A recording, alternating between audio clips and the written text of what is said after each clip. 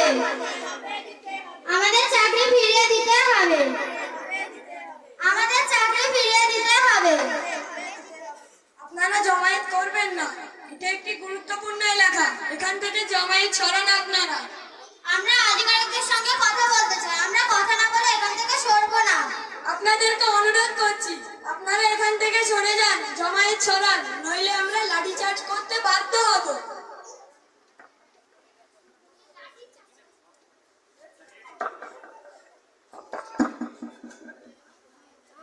আমাদের চাকরি ফিরিয়ে দিতে হবে, এখান থেকে সরে যান, আমাদের চাকরি ফিরিয়ে দিতে হবে, এখান থেকে সরে যান আপনারা।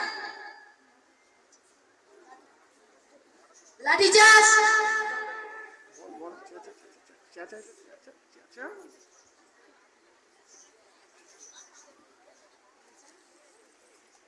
স্যার মারবেন না, স্যার মারবেন না। আমি সদ্য চাকরি হারানো একজন হতভাগ্য শিক্ষিকা। আমার বাড়িতে অসুস্থ বাবা মা আমাকে মার খেতে দেখলে সহ্য করতে পারবে না। স্যার মারবেন না, স্যার মারবেন না। আপনি যে বুট পরে আমাকে লাঠিটা মারলেন, ভুলে যাবেন না।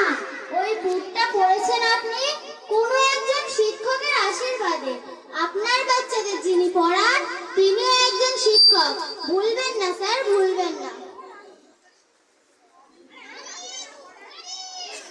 শিক্ষা যদি জাতির মেরুদণ্ড হয়, তবে শিক্ষক হলেন তার প্রাণ।